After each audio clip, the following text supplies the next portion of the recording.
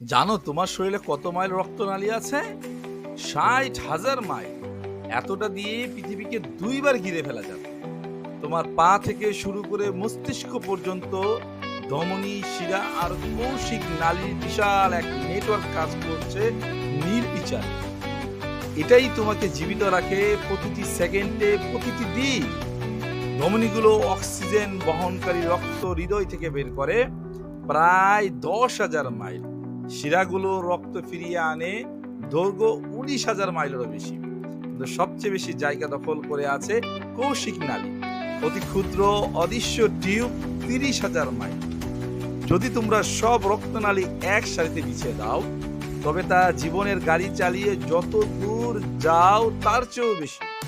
এটা পৃথিবীর পরিধির চেয়েও দ্বিগুণ।